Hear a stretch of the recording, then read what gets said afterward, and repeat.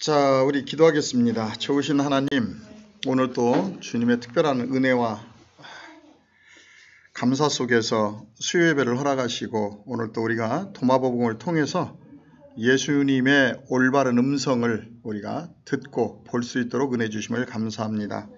오늘 또 주님 함께 하셔서 지혜를 주시고 은혜 더하여 주셔서 주님의 온전한 뜻을 우리가 올바로 깨닫고 우리가 이 시대를 살아갈 수 있도록 은혜 더하여 주옵소서. 오늘 또 주님의 말씀 안에 함께 동참하는 우리 푸른숲교회와 베데스다 선교회 그 다음에 인터넷을 통해서 함께 은혜를 나누는 모든 분들에게 하나님의 은혜와 하나님의 축복이 함께하는 시간 되게 함께하여 주옵소서. 모든 말씀 우리 주 예수 그리스도의 이름으로 감사하며 기도했사옵나이다. 아멘. 자, 오늘은 49절입니다. 49절. 계속 우리가 도마복음을 보면서 느껴야 되는 건 뭐냐면 예수님께서 말씀하시는 그 말씀에 집중해야 된다는 거죠. 말씀. 오늘날 우리가 신앙생활을 모두가 하고 있지만 중요한 것은 예수님께서 말씀하지 아니한 내용들을 너무나 많이 가지고 혼돈스럽게 우리를 하고 그렇게 신앙생활을 하고 있다는 거죠. 이번 주 수요일밖에 안 됐는데 어떤 사람이 그러더라고요. 수원역에 갔더니 수많은 그 전도하는 사람들이 나와서 예수천국 불신주옥 하면서 계시록을 아느냐 여러 가지 얘기를 한다는데 난 그런 사람들을 보면 좀 이해가 안 돼요. 정신이 없는 사람들이라고 봐요. 성경이 계시록만 있는 것이 아니고 사실 우리가 성경을 좀 똑바로 알아야 될 필요가 있거든요. 뭘 알아야 되느냐면 계시록이나 에스겔서나 이 모든 그 묵시적인 그 예언서를 보게 되면 그 시대 속에 묵심락이에요. 그냥 예수님께서 말씀하신 게 아니라고요. 그러면 왜 그 시대 속에 묵시문학이 발전할 수밖에 없었느냐면 이스라엘 민족이 상당히 어렵고 힘들었거든요. 그러니까 어렵고 힘들 때에 그들에게 힘을 주고 어떤 그 희망을 주려고 하다 보니까 여러 가지 묵시문학이 발전하게 될 수밖에 없었다는 거죠. 그런데 그런 차원에서 계시록도 나오고 했는데 그 계시록이 무슨 예수님의 어록인 것처럼 그걸 가지고 세상에 종말이 오네 하는 그 참 미련한 사람들, 광신자죠, 광신자. 그런 그 안타까운 신앙인들이 많아요. 예수님은 절대 우리에게 종교에 빠지라고 하지 않았거든요. 그러면 예수님은 우리에게 어떤 그 종교에 빠지라고 한 것이 아니라 진리를 깨달아서 진리 안에 자유하라 그랬는데 전부 다들 인간이 만든 신학과 인간이 만든 사설 속에 들어가서 그것이 전부인 것처럼 완전히 미쳐버리는 거죠. 그래도 다른 사람이 이야기를 하면은 믿지를 않아요. 듣지를 않아요. 왜냐하면 세뇌되어 있기 때문에. 그래서 제가 여러분들에게 계속적으로 말씀드리는 건 뭐냐면 종교에 빠져들지 말라는 거예요. 종교에 사람이 만든 시스템에 계시록도 분명히 좋은 뜻은 있죠. 왜냐하면 우리가 어떻게 하나님 안에서 선한 삶을 살아가야 되는지에 대해서 기록한 건 아주 좋아요. 근데 계시록이 꼭 우리 인생을 살아가는데 전부인 것처럼 우리 지구의 역사를 얘기하는 것처럼 오판을 해가지고 우리를 두렵게 만들어 놨단 말이에요. 그러니까 계시록만 가지고 강의하는 사람들을 보면 이해가 안 되는 거죠. 이해가. 참 안타깝고 힘든 거죠. 우리가 볼 때. 그래서 우리가 올바로 성경을 알고 올바로 예수님의 뜻을 깨닫고 나누어야 되는 필요가 있다는 것입니다. 자, 그러면 49절로 한번 들어가 보죠. 도마복음 49절. 제가 쓰는 것은 그 인도의 철학자 오쇼 라숀이라고 그러나요? 그분이 번역한 걸 쓰고 있습니다. 물론 이 번역본들이 많이 틀려요. 많이 틀려. 그리고 제가 계속적으로 말씀드리지만 도마복음을 풀 때 저는 신학이나 이런 그 사상적인 것에 얽매이지 않으려고 노력합니다. 왜냐하면 우리는 진리가 필요한 것이지 2단이나 3단이냐 4단이냐 이거 논하려고 하는 건 아니거든요. 왜냐하면 저는 말씀 있는 그대로를 보기를 원해요. 혹시라도 듣고 오해하실 분들이 있어서 미리 말씀드리는데 저희가 원하는 건 뭐냐면 예수님의 말씀 안에서 진리를 원하는 거지 사람이 만든 신학을 가지고 우리가 다신론이다 이런 거 논하려고 저는 푸는 거 아닙니다. 혹시라도 그런 차원에서 우리 말씀을 듣고 있다면 굉장히 오판하는 거고요. 자, 49절입니다. 예수께서 말씀하셨습니다. 홀로이며 선택받은 사람은 복이 있다. 너희가 그 나라를 발견할 것이다. 너희는 그곳으로부터 나왔기 때문에 다시 그곳으로 돌아갈 것이다. 아주 쉬운 말씀 같죠? 굉장히 쉽죠? 오늘 또 나오는 단어가 뭐냐면 혼자라는 단어예요. 홀로. 지금 계속적으로 도마복음에서 얘기하고 있는 건 홀로와 또 어린아이 믿음이거든요. 홀로 선택받은 사람은 복이 있대요. 홀로 택함 받은 사람이 복이 있다. 왜 그러냐면 그 나라 천국을 발견할 수가 있기 때문에 그렇다는 건데, 그럼 여기 홀로라는 단어를 우리가 좀 중심적으로 봐야 돼요. 이 단어가, 홀로라는 단어가 뭐냐면 혼자라는 단어거든요. 혼자. 그래서 이제 우리가 초기 기독교를 본다든지 아니면 유대교를 보게 되면 이 홀로라는 단어 때문에 카발라의 영향도 받고 해가지고 뭘 했느냐면 사막에 나가서 혼자 수련생활을 하는 사람들이 굉장히 많았어요. 왜냐면 혼자 있어야만 된다고 하니까 그렇게 나가서 많은 사람들이 고행도 하고 했거든요. 그런데 오늘 성경에서 보게 되면 우리가 이 혼자라는 단어를 좀 더 생각을 좀 해야 된다는 거죠. 어떤 게 혼자이고 홀로인지. 그냥 사막에 들어가서 혼자 있는 것이 성경에서 얘기하는 홀로일까? 이 단어 때문에 수많은 사람들이 광야에 나가고 또 사막에 나가서 혼자 그렇게 고행했던 많은 사람들이 있거든요. 지금도 마찬가지고요. 그런데 사실 성경 안에 깊게 들여다보면 이 홀로라는 것은 내가 혼자 있어서 홀로가 아니고 어느 곳에 있을지라도 세상과 단절하고 그분과 함께 있는 게 홀로 있는 거죠. 그래서 우리가 혼자 있다는 이 자체가 굉장히 중요해요. 창세기에 보게 되면 32장 24절에 보게 되면 야곱도 야복강가에서 혼자 있을 때 하나님을 만나서 씨름해가지고 이기거든요. 혼자 있을 때. 혼자 있다는 건 뭐냐면 세상과 단절하고 내 내면의 속으로 들어가는 걸 홀로 있다. 성경은 이렇게 우리가 볼 수가 있는 거죠.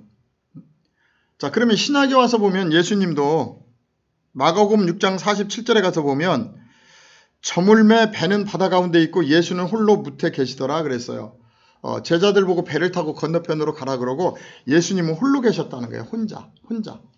그래서 우리 신앙인들은 굉장히 중요한 게 뭐냐면 혼자 있는 시간이 굉장히 필요해요. 왜 그러냐면 우리가 이 땅에 온 목적은 종교 행위를 열심히 하려고 온 거 아니란 말이에요.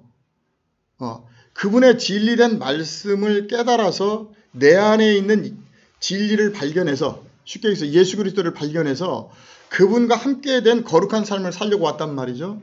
그런데 오늘 많은 사람들이 어떤 그 시스템 속에, 종교적인 시스템 속에 갇혀져 가지고 그것이 곧 예수를 믿는 것처럼 착각을 하고 계속 뺑뺑이 돌고 있어요. 일주일 내내. 그죠? 그러다 보니까 내 안에 있는 그분을 발견하지 못해요. 혼자 있는 시간이 별로 없어요. 홀로 있는 시간이 있어야 정말 내 내면 속에 들어가서 그분을 만날 수 있는데, 특별히 우리가 기도할 때 이런 시간에는 정말 좋잖아요. 혼자 기도하면서. 그런데 그 기도마저도 우리는 어떻게 배웠느냐면 밖으로 막 외쳐버리는 거예요. 소리를 치면서 외쳐버리는 거예요. 그러니까 도저히 만날 수가 없는 거죠. 우리가. 그래서 오늘 성경에서 얘기하는 홀로는 우리가 산속에 들어가서 있고 있어서 홀로가 아니라 세상 속에 있지만 세상으로 향한 마음의 문을 닫아버리고 그분과 만나는 그곳이 바로 홀로 있는 그곳이라는 거죠. 자, 그러니까 오늘 이 홀로라는 단어를 잘 보세요. 보게 되면 여기서 누가 나오냐면 우리 산에 들어가 계시는 스님들 생각나죠?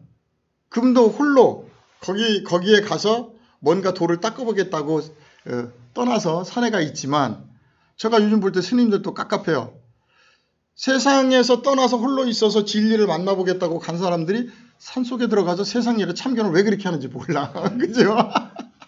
세상 일에 다 참견해. 그러면서 왜 또 우리를 안 알아주느냐고 또 청구하고 싸워. 뭐야 그러면 이게. 그렇게 이게 모든 종교가 원 종교를 만드신 그분들의 뜻은 그게 아니었는데 거꾸로 가고 있는 거예요. 아무리 산에 가서 혼자 있어 보세요. 내 생각 속에는 여러 가지 세상적인 생각으로 가득 차 있는데 혼자 있는 건가요? 전혀 그렇지가 않죠. 그래서 잘 나와 있는 기절이 있죠. 마태복음 6장 6절에 가서 보면 너는 기도할 때에 내 골방에 들어가 문을 닫고 은밀한 중에 계신 내 아버지께 기도하라 그랬어요. 너는 기도할 때에 내 골방에 들어가서 아무도 없는 골방에 들어가서 문을 닫고 은밀한 중에 계신 내 아버지께 기도하라. 은밀한 중에 보시는 내 아버지께서 갚으시리라. 나는 이 말씀을 골방이라는 말씀을 보면은요 재밌는 분이 생각이 나요.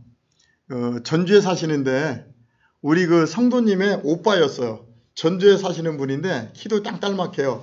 이분은 한번 그 전주에 방문할 일이 있어서 내려가서 만났는데 이 말씀 이대로요. 기도하고 싶을 때는 골방에 들어가서 팬티만 입고 손 들고 기도한대요. 그래서 제가 한참 웃었습니다. 왜 그러냐면 그분이 그렇게 기도를 해서 하나님과 만났으면 영성이 좀 생기고 사람이 바뀌어야 되잖아요. 근데 성격은 아주 굉장히 거칠어요.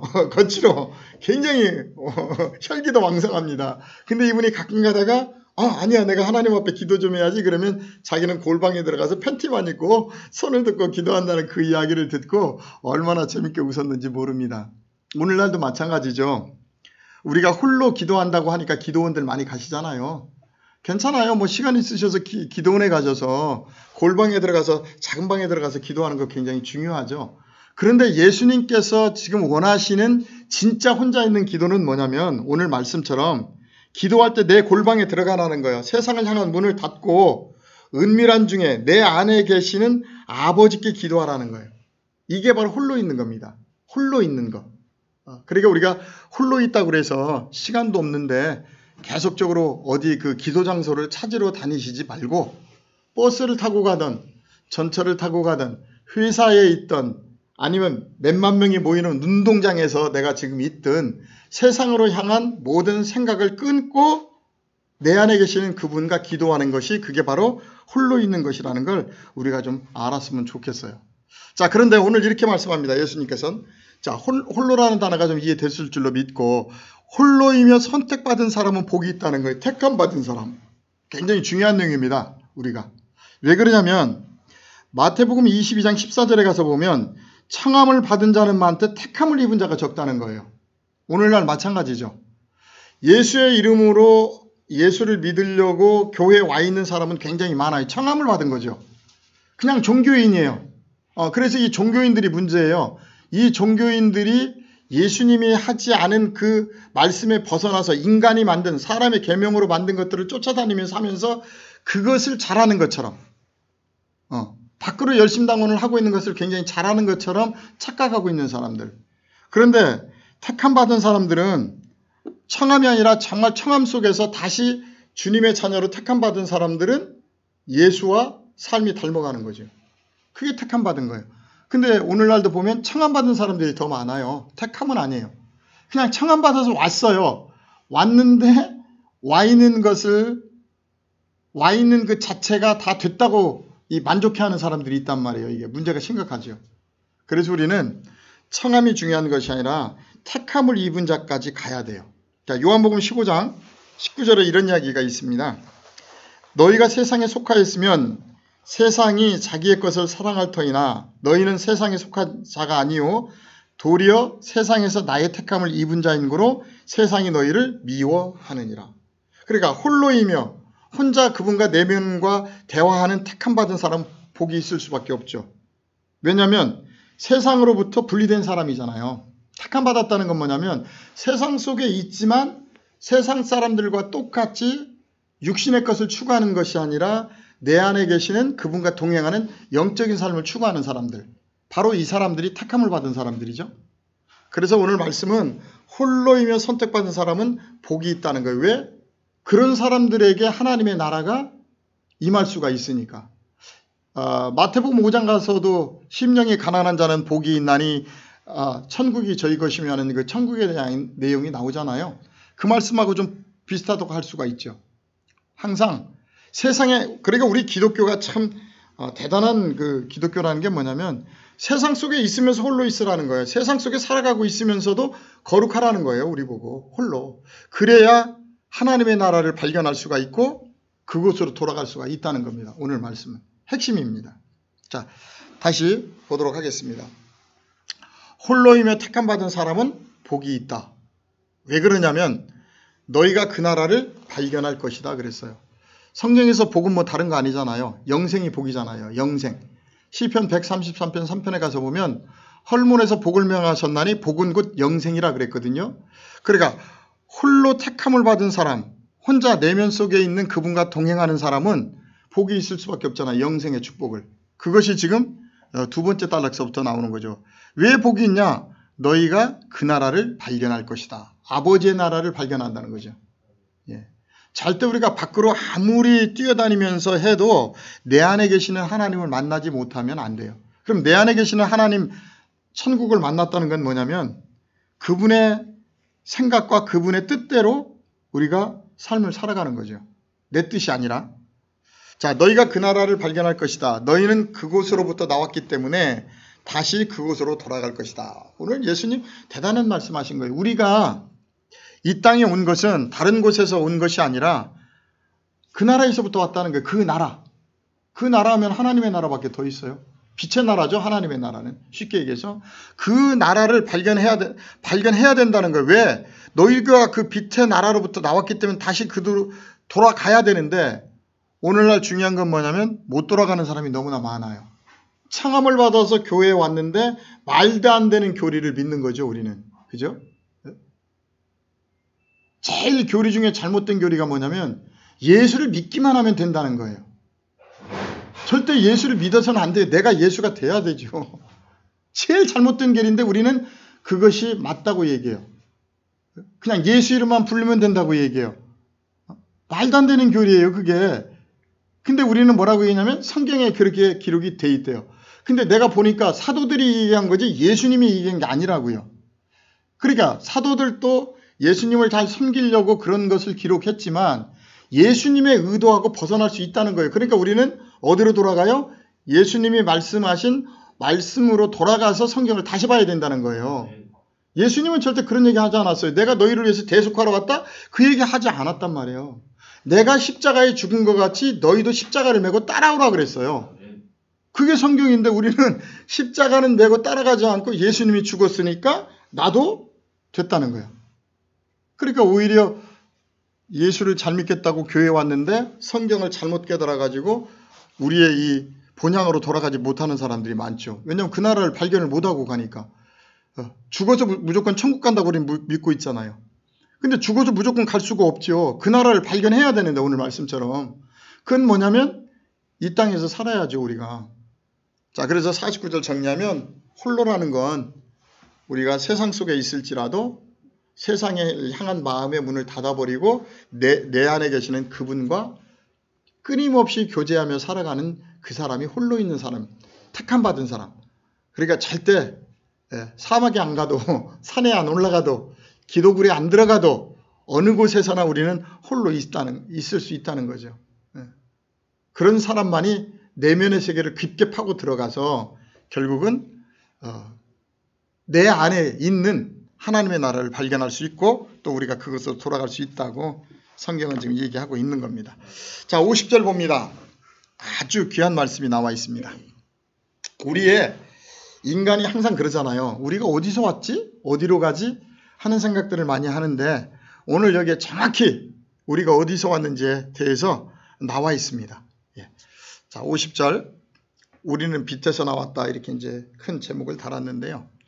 예수께서 말씀하셨다. 만일 그들이 너희에게 할 때 이 그들은 말하자면 이제 유대인이나 사두개인들이겠죠.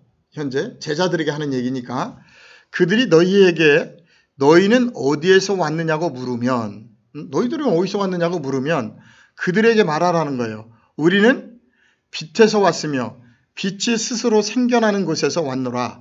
빛은 스스로 존재하며 자립하며 그들의 형상으로 자신을 드러내는도다. 만일 그들이 너희에게 묻기를 그 빛이 그럼 너희냐 하면 그들에게 말하라. 우리는 그 빛의 자녀들이라. 살아계신 아버지의 선택받은 자들이라고. 만일 그들이 너희에게 너희 속에 있는 아버지의 표시가 무엇이냐고 물으면 그들에게 말하라. 그것은 운동이며 휴식이라고. 자, 굉장히 우리 인간의 근본을 그대로 지금 얘기한 거예요. 만일 다른 사람들이 너희에게 너희가 어디에서 왔느냐고 물으면 이 얘기하라는 거예요. 그들에게. 우리는 어디에서 왔다. 빛에서부터 우리가 왔다는 거예요. 굉장히 소중합니다. 자, 그런데 그 빛이라는 존재가 뭐냐? 그 빛은 스스로 생겨나는 곳에서 왔다는 거야. 빛이 스스로. 그 빛은 뭐냐면 스스로 존재하며 자립하며 그들의 형상으로 그냥 있다는 거예요. 요게요, 카발라에 보게 되면요, 이 문장이 그대로 있습니다. 세상을 창조할 때. 공이라는 게 있어요. 아무것도 없었던 공의 상태에서 빛이 스스로 생겨나요. 그 빛이 뭐냐면 지금 우리가 이제 육안으로 볼 수 있는 태양이죠. 태양. 그래서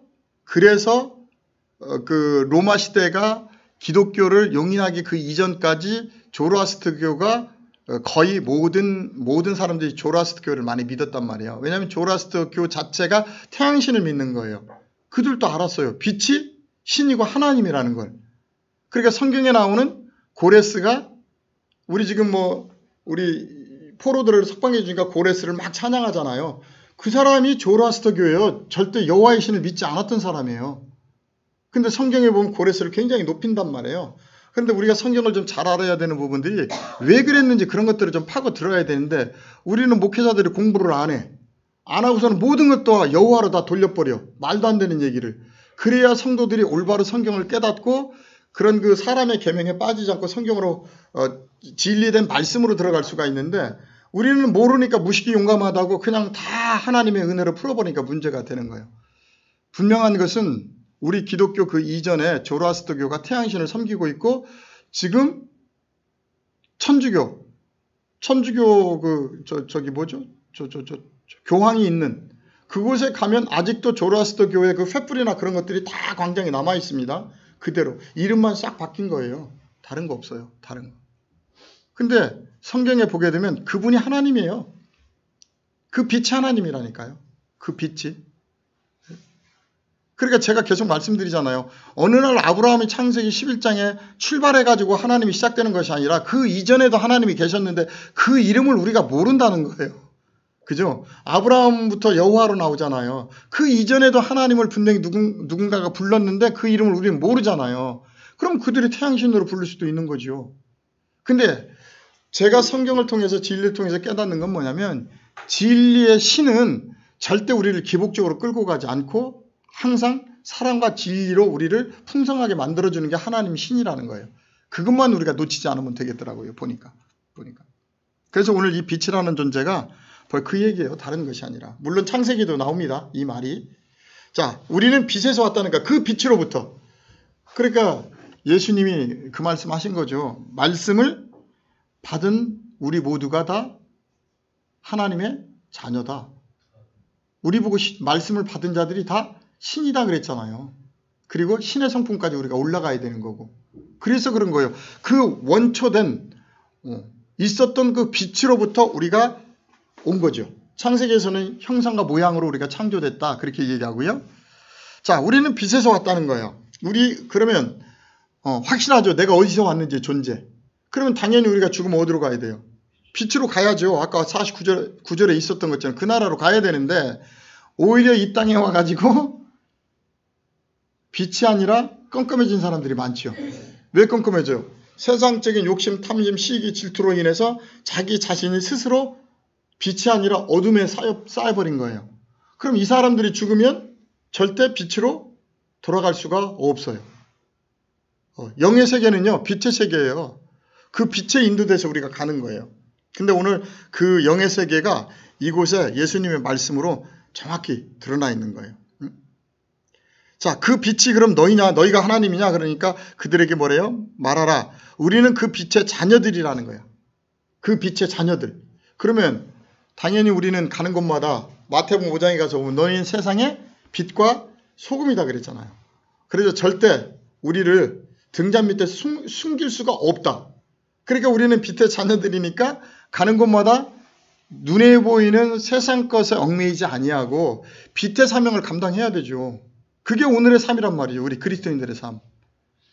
근데 빛들이 어디 있어요? 가면 세상만 나가면 깜깜해지는데 집에서도 깜깜한데 그러면서 그냥 입으로 예수 믿고 우리는 천국 가고 구원 받았다고 그냥 인정해버려요. 그냥 하나님은 나 모르겠다는데 우리 스스로 그냥 인정하고 있어.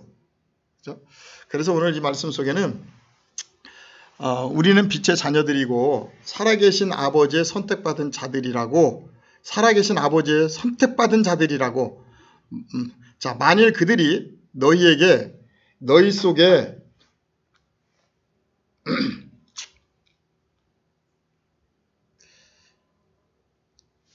너희 속에 있는 아버지의 표시가 무엇이냐고 물으면 그들에게 말하라. 그것은 운동이며 휴식이라고. 자, 그러면 너희들이 그 빛으로부터 온 빛의 자녀라면 표정이 뭐냐는 거죠. 그래, 그럼 네가 하늘 천국 사람이면 그러면 그것을 우리가 인정할 수 있는 게 뭐냐는 거죠. 그죠? 중요한 거죠. 물어볼 만하죠. 너 교회 다녀? 그러면 교회 다니는 표적이 뭐야? 그럼 우리는 예수 믿습니다. 그리고 십자가나 갖고 다니지. 기도를 많이 해가지고 목소리는 뱀 잡는 소리가 나와. 하여튼. 근데 보면 세상 사람보다 더 악해. 당연히 물어보죠. 너 그럼 교회 다니면, 우리가 가족들끼리 모이면 특별히 그런 얘기 많이 나오잖아요. 막 와서 막 제사 지낸다고 싸우고 막 하다 보면 너 교회 다니는다고 해서 뭐 하냐 그러면 이런 거 하지 말라고 이렇게 되는 거야. 그죠? 표적이 뭐냐는 거야, 네가. 자, 그래서 이 빛서부터 한번 좀 찾아보고 들어갈게요. 일단 거기까지 들어가는데 이사야서 45장 7절에 가서 보면 분명히 하나님이 이렇게 말씀하십니다. 나는 빛도 짓고, 거기 보니까 뭐라고 있냐, 나는 빛도 짓고 어둠도 창조하며 나는 평안도 짓고 환난도 창조하나니 나는 여호와라. 이 모든 일을 행하는 자니라 하였니라.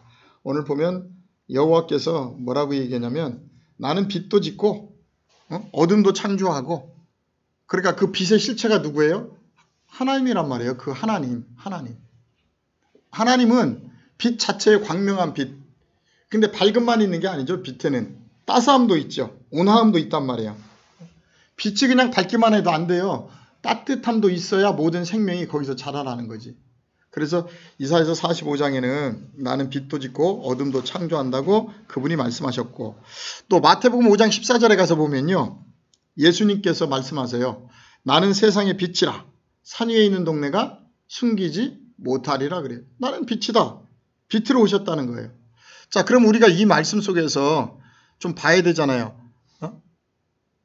우리도 어디서 왔다? 빛에서 왔다는 거. 우리도 그 빛에서부터 왔다는 거예요. 예수님도 지금 말씀하신 나는 세상의 빛이라는 거예요. 왜? 그 빛으로부터 왔으니까. 그러면 예수님처럼 우리도 세상에 빛된 삶을 살아야 된다니까요. 예수만 살고 간 게 아니라 예수는 우리에게 그걸 가르쳐주러 오셨단 말이에요. 너희도 세상의 빛으로 살으라고. 그래서 산 위에 있는 동네가 숨기지 못하도록. 그러니까 우리나라가 지금 천주교하고 기독교하고 해서 1000만인가 900만인가 된다고 하는데, 이 사람들이 정말 오늘 말씀처럼 각자 서 있는 자리에서 빛으로 쫙 비추기 시작한다면요, 이 나라가 진짜 유토피아 됩니다. 천국 이루어지죠. 근데 우리가 말씀을 그렇게 듣기는 들었는데 그렇게 행하지를 않죠. 죽은 믿음이죠. 그러니까. 자, 요한복음 9장 5절에도 얘기합니다. 내가 세상에 있는 동안에는 세상의 빛이다 그래요. 내가 세상에 있는 데는 내가 세상의 빛이 돼. 왜냐면 그분이 근본된 빛으로부터 그분의 뜻을 가지고 지금 왔잖아요. 그분의 말씀을 가지고 실체가 지금 오신 거죠.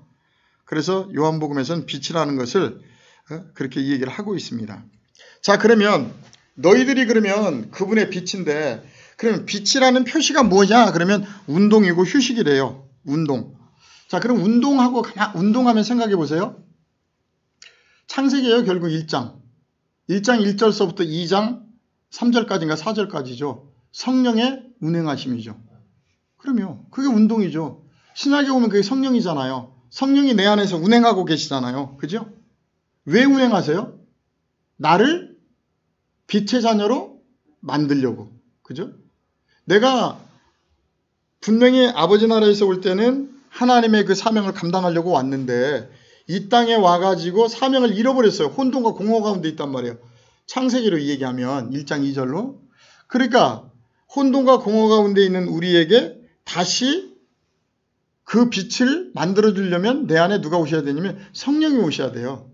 그게 운행하시는 거예요. 창세기 1장에서부터 일곱째 날을 다 만들어 나가는 건 누구냐면 성부 하나님이 하신 것이 아니라 성부 하나님이 성령 하나님을 시켜서 하신 거거든요. 그게. 그래서 여기서 운동이라는 건 뭐냐면 성령의 운행하심이에요. 자, 요한복음 14장 26절에 가서 보면 이렇게 말씀이 나옵니다. 보혜사 곧 아버지께서 내 이름으로 보내실 성령 그가 너희에게 모든 것을 가르치시고 내가 너희에게 말한 모든 것을 생각나게 하시리라 그랬어요. 가르치신대요, 성령이. 그죠? 그러니까 우리가 창세기로 다시 돌아가서 보면 성령이 뭐 했느냐면 빛이 있어라 해서 우리 속에 빛을 넣어주시고 하늘과 땅을 가려준 거죠.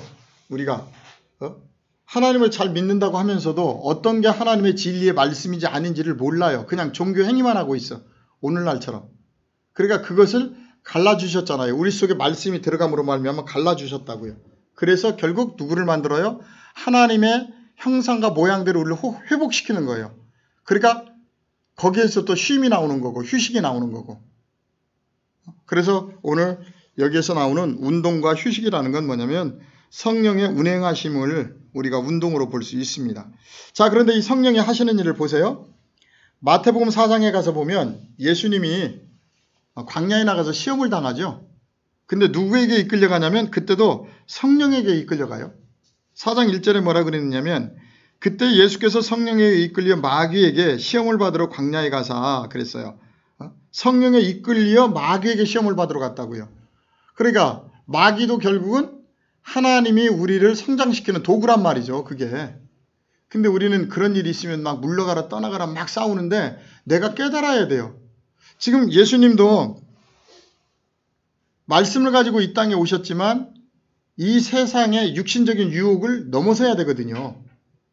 그걸 넘어서게 하기 위해서 성령이 이끌고 가서 마귀에게 넘겨준 거예요. 야, 지금 그 예수가 하나님의 사명을 감당해야 되는데 넘어가는지 안 넘어가는지 사막에 가서 40일 동안 열심히 홀로, 그것도 홀로죠. 거기도 혼자 씨름하잖아요. 그냥.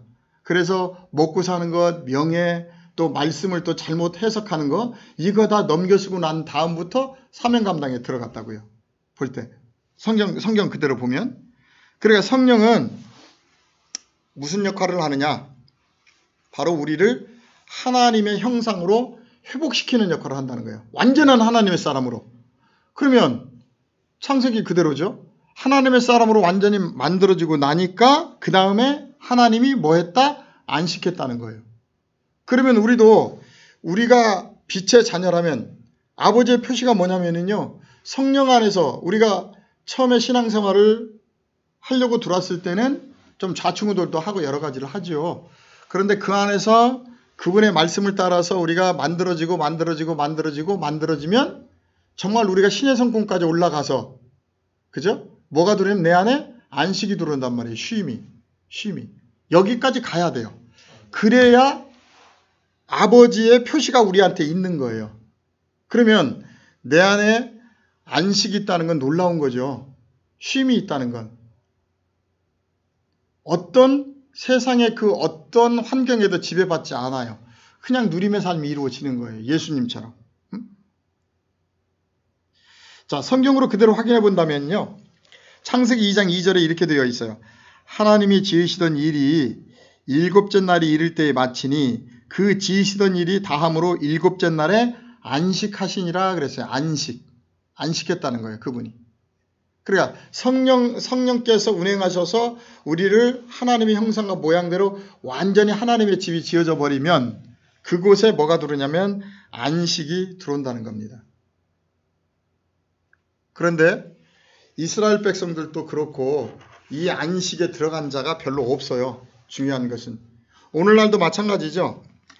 하나님이 안식일을 만드신 거는 뭐냐면 우리에게 안식을 깨닫기 위해서 안식일을 만들었더니 안식일은 모르고 계속 안식은 모르고 안식일만 지키고 있는 거예요. 우리가 오늘날 주일이 바로 안식일이니까. 그러니까 오늘날 우리가 신앙생활 하는 것도 어찌 보면 하나님 쪽에서 볼 땐 지금 거꾸로 신앙생활을 하고 있는 거죠. 안식일을 제정한 목적이 안식을 깨닫게 하려고 했더니 우리는 안식일에 매여 있는 거예요. 그냥 매여서 그냥 열심히 그냥 거기에만. 그리고 우리들 안에 들여다보면 전혀 안식이 없죠. 안식이 있어야 되는데. 자, 마태복음 12장에 가서 보면 이런 말씀이 있어요. 마태복음 12장은 무슨 얘기냐면 예수님의 제자들이 안식일에 밀밭 사이로 가면서 이삭을 잘라 먹으니까 지금 막 뭐라고 얘기하는 거거든요. 왜 안식일을 범하느냐는 거죠. 안식일을. 근데 안식일을 왜 범하느냐고 하는 이것은 뭐냐면 자기들의 장로의 유전이에요. 그러니까 예수님께서 뭐라고 얘기하시냐면 5절에 12장 5절에 또 안식일에 제사장들이 성전 안에서 안식을 범하여도 죄가 없음을 너희가 율법에서 읽지 못하였느냐 이 말이에요. 안식일에 제사장들이 성전 안에서 그러면 성경은 뭐라고 얘기하냐면 우리를 왕같은 제사장이라고 한단 말이에요. 그러니까 안식일이라는 어떤 절기에 구애받지 않는다는 얘기예요. 우리가 중요한 건. 근데 우리는 거기다가 딱 못 박아놓고 우리를 계속 죄인을 만들어 버린단 말이죠. 근데 여기서 이제 조금 잘못 풀면 초신자들이 이상한 신앙생활로 들어가니까 문제야. 이제 그죠? 예?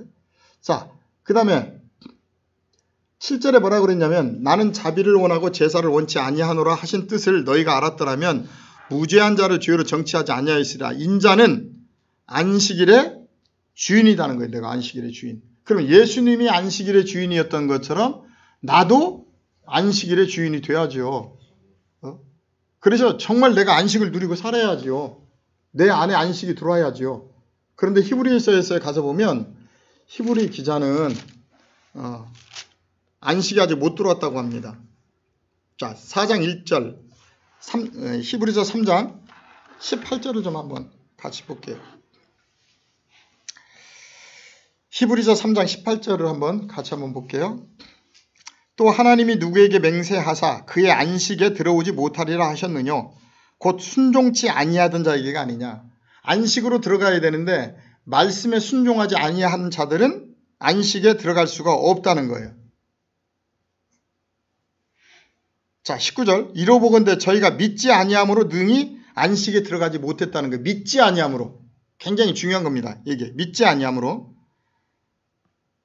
자, 그런데 왜 그들이 안식에 못 들어갔느냐면 3장 15절에 가서 보면 이렇게 되어 있어요.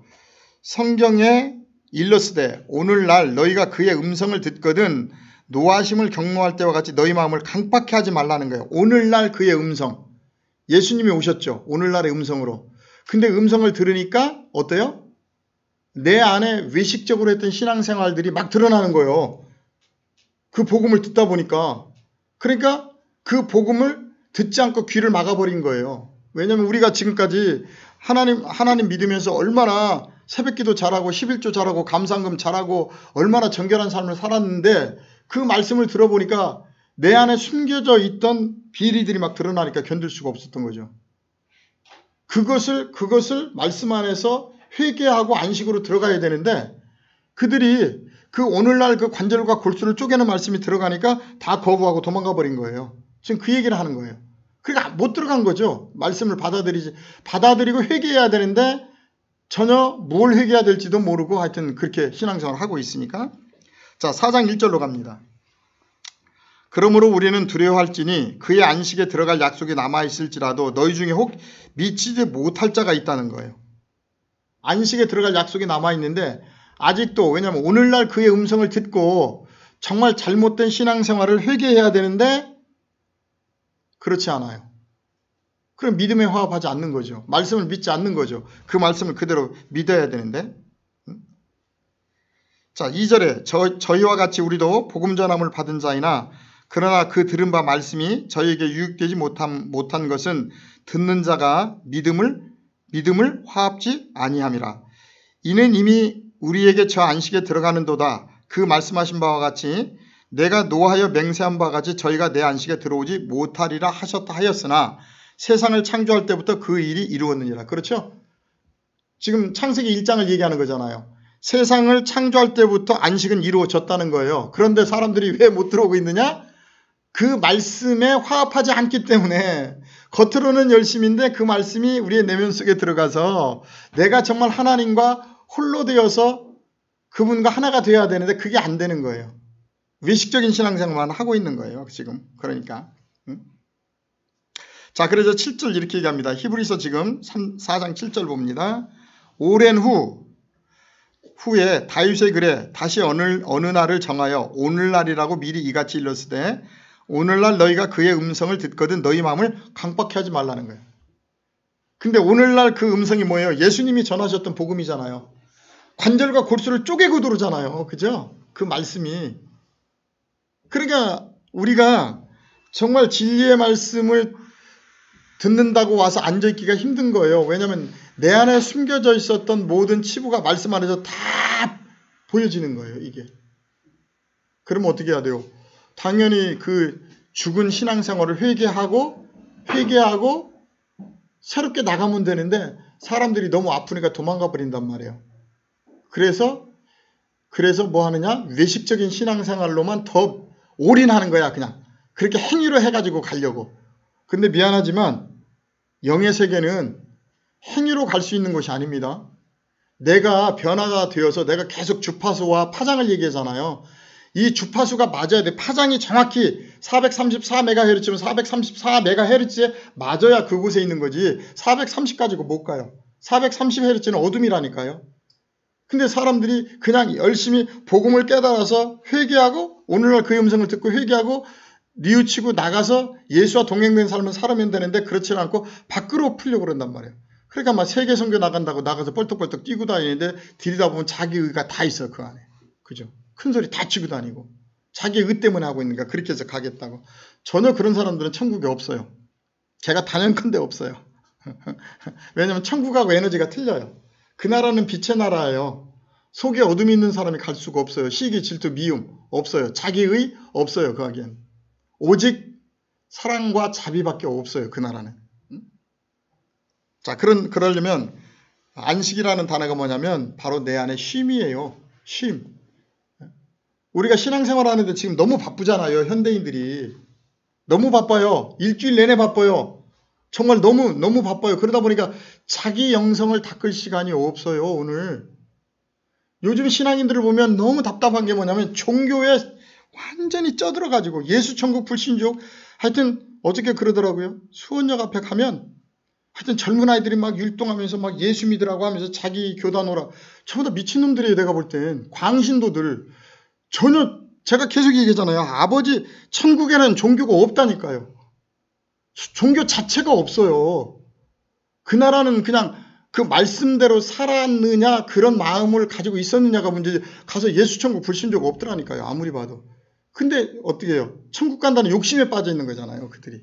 그러니까 불쌍한 거예요. 보면. 불쌍한 거예요. 근데 내가 하라 그랬죠. 선교와 전도는 어떻게?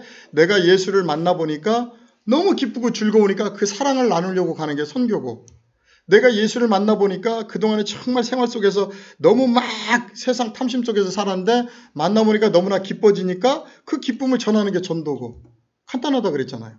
가서 예수천국 불신족 아무리 해도 필요가 없다니까 천국에서는. 그 업적으로 가는 것이 아니라 정말 네 안에 이웃에 대한 사랑이 있었느냐 부모에 대한 섬김이 있었느냐 이게 중요한 거지. 가서 보면 요즘에 그 이단이라고 하고 있는 애들은 이해 못할 짓들을 너무 많이 하더라고요. 전도한다고 거짓말을 해가지고 막 만나게 하고 막 그런데요.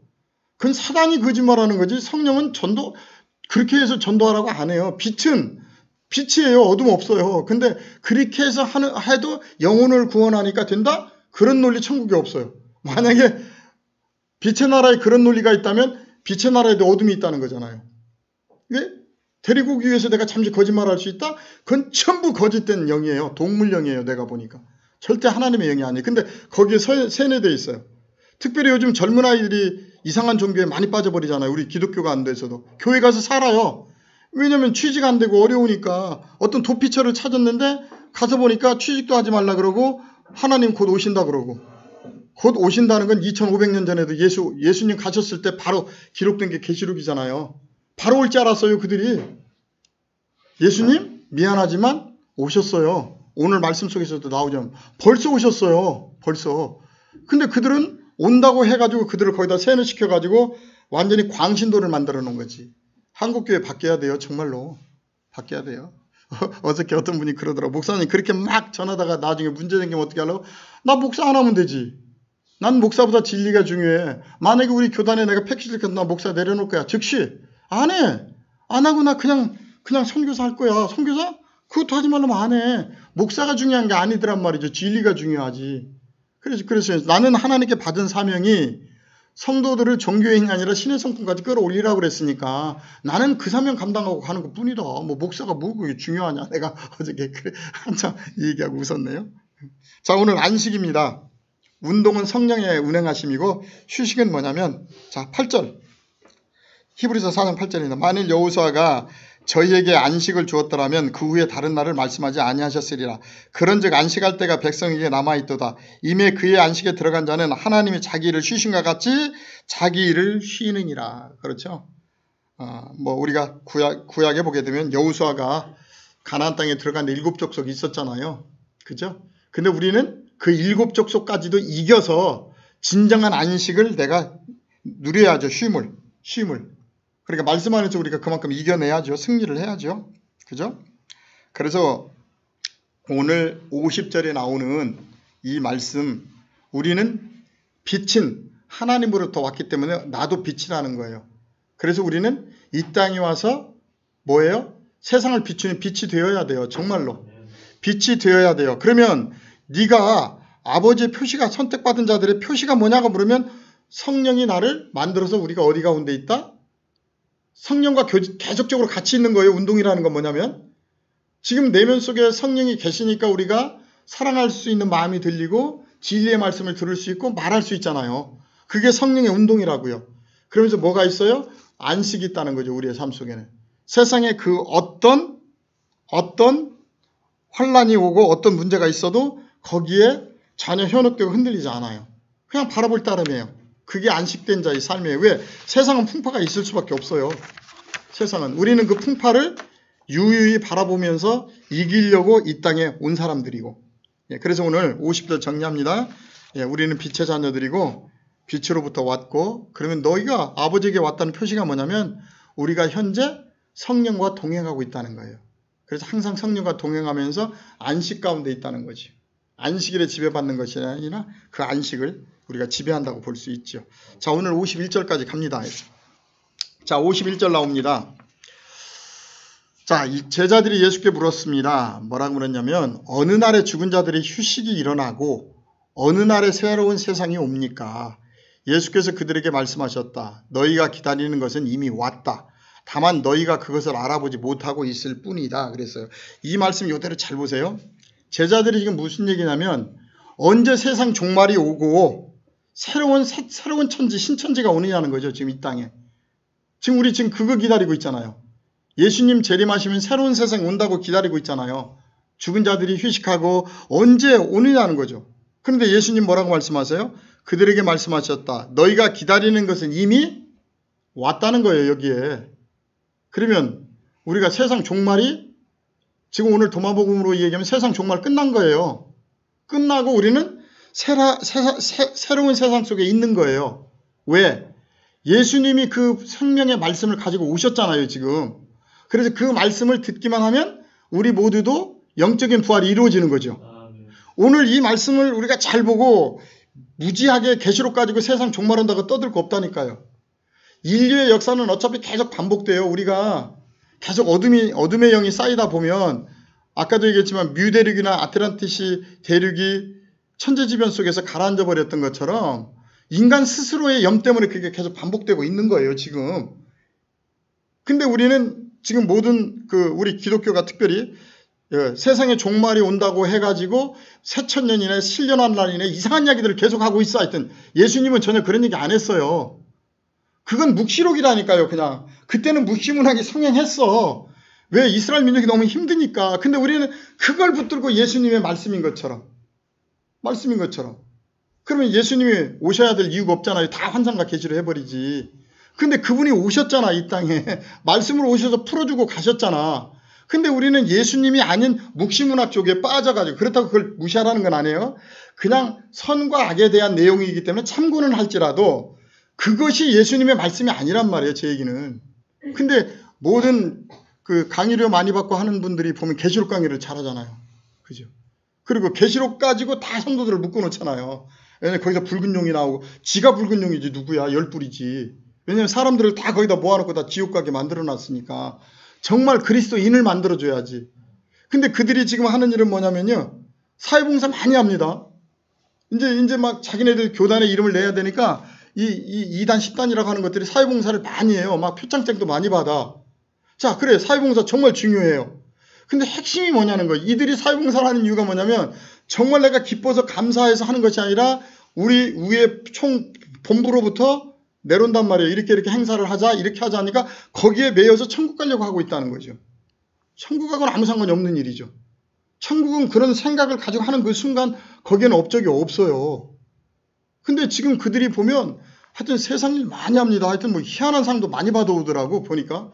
우리가 이 얘기는 저 하나님의 교회인지 모식갱이하고 미친 신 모식갱이하고 이거 보면은요. 하여튼 세상 일 상도 많이 받아와요. 성경에 보니까 소경이 소경을 인도하니까 다 구덩이에 들어간다고 전부 진짜 구덩이 1순위들이 거기에 모여 있는 거예요. 왜냐하면 종교에 빠져 있잖아요.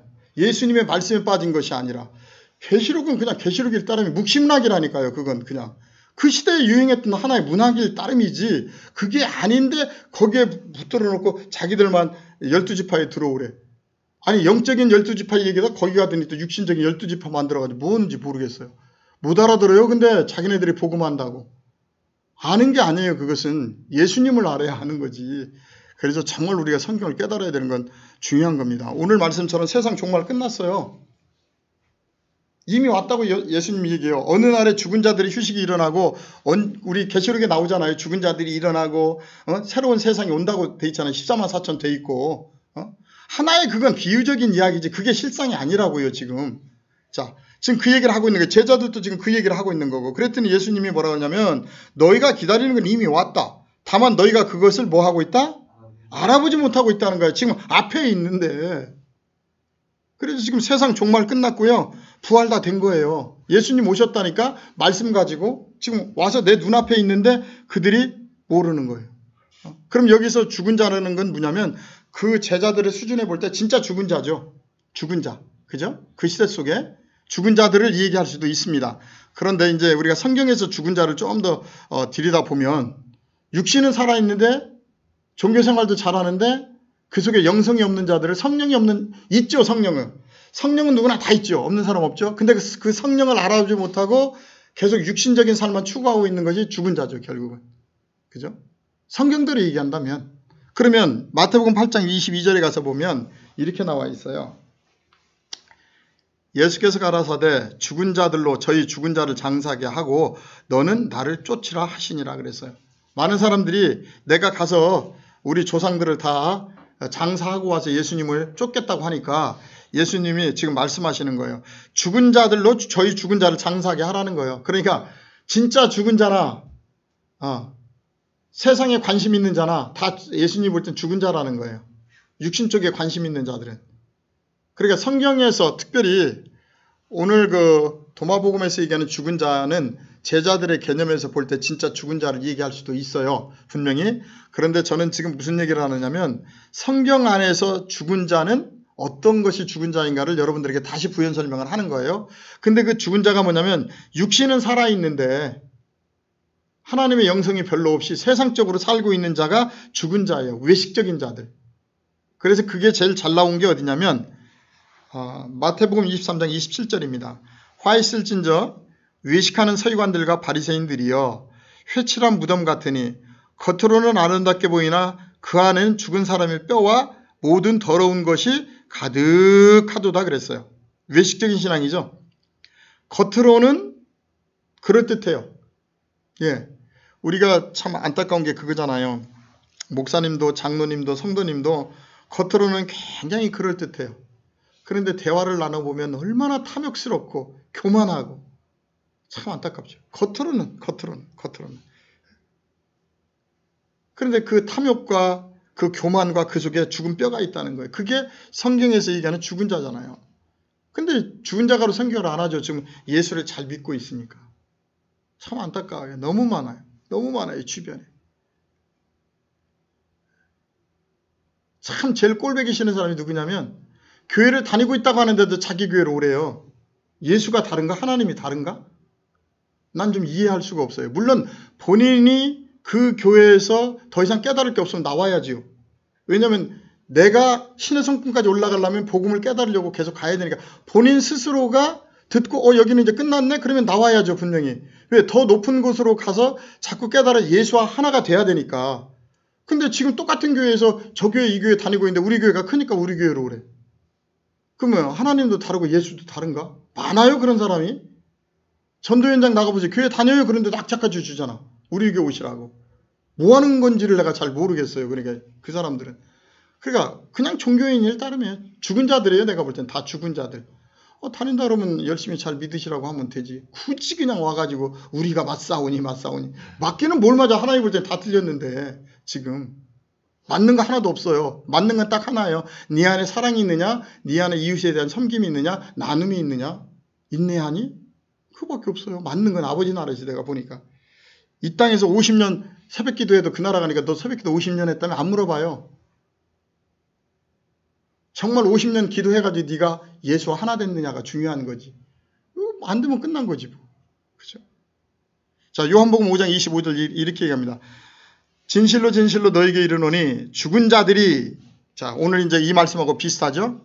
너희가 기다리는 건 이미 왔다는 거예요. 다만 너희가 그것을 알아보지 못하고 있는데 그것을 요한복음 5장에 가서 보니까 이렇게도 표기할 수 있어요. 진실로 진실로 너희에게 이르노니 죽은 자들이 하나님의 아들의 음성을 들을 때가 오나니 곧 이때라 듣는 자는 살아나리라.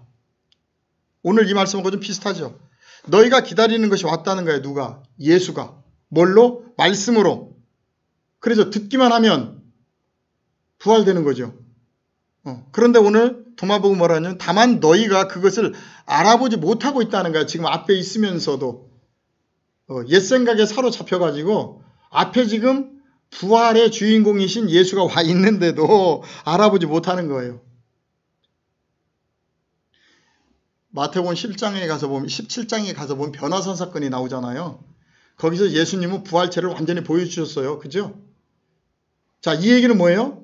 이 땅에 있으면서 우리도 예수처럼 부활된 삶을 살으라는 거잖아요. 근데 우리는 죽어가지고 며칠 후 며칠 해가지고 하늘나라 가서 하겠대요. 아니요. 그 목숨이 끊어지는 한 2번 다시 기회가 없어요. 이 땅에서밖에 기회가 없다고요. 그래서 예수님이 하나님을 잘 믿는다고 하면서 거꾸로 가고 있는 그들이 안타까워서 오셔서 다시 천국이 뭔지를 잘 가르쳐주고 가셨다고요. 그분이. 근데 우리는 예수님이 자기 스스로가 십자가에 죽어야 돼요. 십자가를 메고 가야 돼요.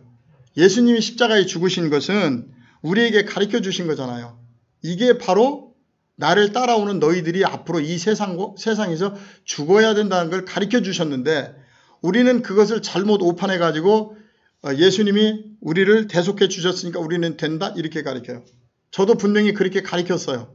근데 성경 안에서 성령께서 계속 깨닫게 해주시는 것을 들어가 보니까 잘못되어 있는 건 잘못되어 있는 대로 고쳐야 되겠더라고요. 왜냐하면 그 나라는 좁은 문이에요. 넓은 문이 아니라고요. 자, 그래서 오늘 다시 돌아갑니다. 자, 세상 종말이 언제 옵니까? 물어보니까 지금 그 얘기 하신 거예요. 너희가 기다리는 것은 이미 왔다. 지금 예수님이 부활해 주러 오신 거예요. 말씀을 가지고 오신 거예요. 그 말씀만 들으면 오늘 요한복음 5장 25절처럼 그들이 살아날 수 있는 겁니다.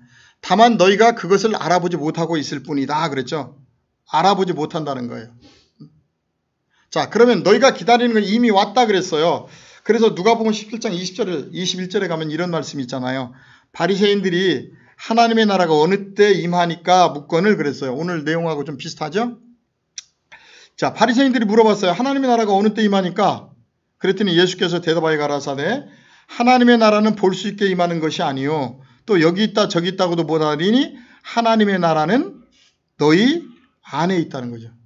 하나님의 나라는 너희들 눈에 보이듯이 오는 것이 아니라 너희 안에 왔다는 거예요. 지금. 그러면 오늘 다시 51절로 돌아오면 이미 왔다는 거예요. 우리에게. 너희들은 지금 예수님의 말씀 안에서 분명히 천국을 누리고 부활된 삶을 살 수 있는데 너희가 지금 말씀을 들으면서도 알아보지 못한다는 거예요. 왜냐하면 예수님이 광명하게 멋있는 모습으로 오지를 않았잖아요. 초라한 모습으로 오셨잖아요. 만약에 오늘날 예수님이 정말 2500년 전에 그 모습 그대로 한국교회에 와가지고 이 말씀을 하신다 그러면 우리도 돌 들어서 때릴 거예요. 어디 이상한 게 초라한 게 하나 와가지고. 그죠? 못 알아듣는 거죠. 그분의 뜻을. 왜냐하면 우리는 예수님은 진리된 말씀을 얘기하는데 우리는 종교 철학에 지금 갇혀져 있단 말이에요. 신학에. 인간이 만든 신학에 갇혀가지고 뭐 다신론을 찾고 뭘 찾고 뭐 희한한 얘기만 계속해. 천년왕국 찾고 뭐 7년 환란 찾고 별 이상한 얘기만 계속 하고 있는, 사람이 만든 신학으로 예수님이 하지 않은 이야기를 계속 하고 있는 거예요 지금. 그러면서 계속 거기에 맥혀 있다 보니까 예수님이 왔다 그러면 저게 미쳤나? 우리는 지금 오기 기다리고 있는데 유대인하고 똑같은 거죠. 예수님 오시면 들어갈 교회 없어요 지금. 어디도 들어갈 수 없어요. 만약 우리 교회 와도 우리도 못 알아볼 수 있어요. 그렇죠? 혹시 냄새 막 풍기고 저기 오시면 우리 예배 드리는데, 그죠? 우리 싫을 수도 있죠. 우리가 그만큼 오염되어 있다고요. 지금 진리를 깨닫고 낮아진다고 하지만 아직도 우리 생각 속에는 오염이 있다고요. 예. 그걸 계속 말씀 안에서 닦아내는 거지. 그래서 오늘 51장까지만 가는데 다른 것이 아니라 예수님은 제자들이 언제 세상에 종말이 오고 새로운 세상이 오느냐고 그랬더니 벌써 왔다는 거예요. 이미 왔다. 근데 너희들이 못 알아볼 뿐이다. 그렇잖아요. 지금 오늘날 우리가 예수를 믿을 때 오셨잖아요. 그분 예수님. 뭘로? 성령으로 우리 안에 임재하셨잖아요. 그래서 그분과 동행하고 있는데 우리는 지금 눈에 보이는 예수만 기다리고 있는 거예요. 너희가 본 그대로 오리라. 성령이니까 성령으로 오셨잖아요. 그대로. 영이셨으니까 그분이 우리 안에 깨닫는 자들 속에. 근데 우리는 지금도 자꾸 하늘만 쳐다보고 그분을 기다리고 있어요. 내 안에 계시는데 알아보지를 못해. 그러면 내 안에 계시다는 걸 알아본 사람들은 어떻게 해요? 당연히 삶 자체가 완전히 그분과 동행하는 삶으로 하루하루를 나가야죠. 물론 깨달았다 그래서 지금 한 번에 완벽하게 되는 건 아니죠. 깨달았는데 아직 내 것이 완전히 실체가 안 되다 보니까 실수해요. 나가서. 그렇지만 그 실수를 통해서 내 안에 계시는 예수가 나 때문에 찔림을 당한다는 걸 알기 때문에 자꾸 깨달아서 우리가 완벽하게 그분과 하나 되려고 노력하고 있는 거죠. 지금 신앙생활 속에서. 그것이 오늘날 이 시대 속에 예수를 믿는 우리 그리스도인들의 삶이 돼야 되는데 우리는 이 놀라운 예수님의 복음을 가지고도 아직도 유대인들이 실패해버렸던 외식적인 신앙생활만 하면서 천국에 가겠다고 하는 다부진 꿈을 가지고 있어요. 근데 미안하지만 예수님의 사랑이 내 안에 들어와서 내가 예수같이 되지 않으면 길이 없어요. 신의 성품까지 올라가야 돼요. 그래서 그 나라가 좁은 길이에요. 좁은 길. 그러니까 성경에서도 자꾸 좁은 길로 오라고 하는 이유가 그렇다고 우리 보고 세상을 버리라는 건 아니잖아요. 세상을 살 때 안식을 가지고 쉼을 가지고 주신 일을 즐기면서 하는 거예요. 그러면 잘 될 때 있고 안 될 때도 있어도 거기에 스트레스 받을 건 없잖아요. 최대한 노력하는 거지. 나한테 주어진 일이니까. 그렇게만 우리가 배워서 세상 나가서 직장생활하고 사업한다면요. 정말 세상의 빛이죠. 우리가. 스트레스 받을 일이 없잖아요. 무리한 일 할 이유가 없잖아요.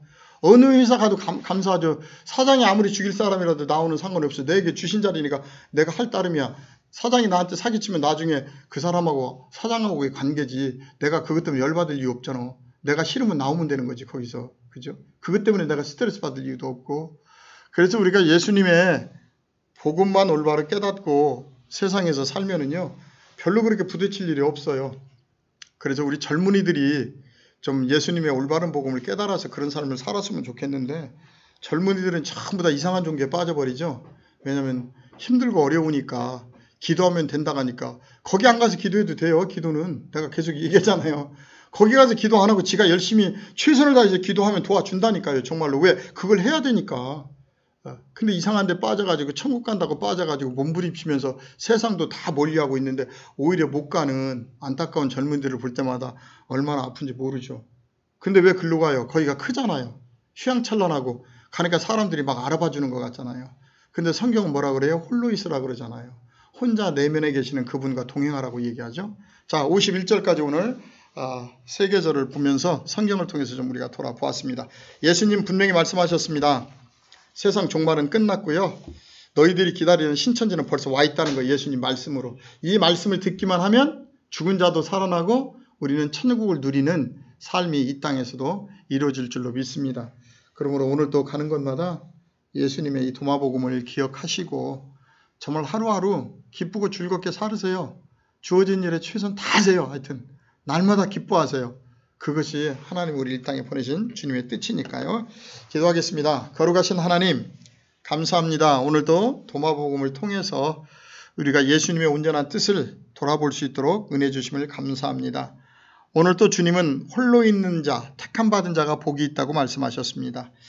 우리가 혼자 있다는 것은 이 세상에 물들지 아니하며 세상 속에 육신적인 삶에 빠지지 아니하는 것을 주님은 홀로 있으라고 우리에게 말씀하셨다는 것도 깨달았습니다. 또한 오늘 51절에 보니까 제자들이 예수님께 물어봤습니다. 어느 날에 새 세상 신천지가 옵니까? 언제 이 땅에 종말이 옵니까? 그리고 새로운 세상이 옵니까? 하고 했을 때 분명히 예수님은 너희가 기다리는 새로운 세상이 왔다고 말씀하셨습니다. 세상의 종말이 끝났다고 말씀하셨습니다. 그런데 중요한 것은 너희가 그것을 알아보지 못하고 있을 뿐이라고 하신 것처럼 오늘날 예수님은 우리에게 이 땅에서 안식을 가지며 부활의 삶을 살길 원하지만 아직도 예수님의 이 말씀의 뜻을 깨닫지 못하고 이 다음에 우리가 하늘나라에 가서 모든 것을 누리겠다고 하는 우매한 신앙생활을 하고 있습니다. 하나님, 오늘 또 깨달은 이 말씀이 우리 마음판에 기록되어서 말씀이 육신이 되게 하시고 가는 곳마다 부활된 자녀로서 특별히 빛의 자녀로서 가는 곳마다 이 어두운 세상을 찬란하게 비출 수 있는 하나님의 자녀들이 되어질 수 있도록 은혜 더하여 주옵소서. 또한 주님의 이 놀라운 사명을 감당할 때마다 주님께서 기도하지 않아도 아신다고 하셨사오니 함께 동행하시며 모든 것들을 주님께서 지혜 주시고 은혜 주심으로 우리가 날마다 감사와 기쁨으로 이 시대를 살아가게 하옵소서. 오늘 또 말씀 가운데 함께한 우리 푸른숲교회와 우리 베데스다 선교회 그리고 인터넷을 통해서 함께하는 모든 사랑하는 자녀들에게 말씀이 육신이 되는 놀라운 은혜가 임할 수 있도록 함께하여 주시옵소서. 모든 말씀 우리 주 예수 그리스도의 이름으로 감사하며 기도했사옵나이다. 아멘.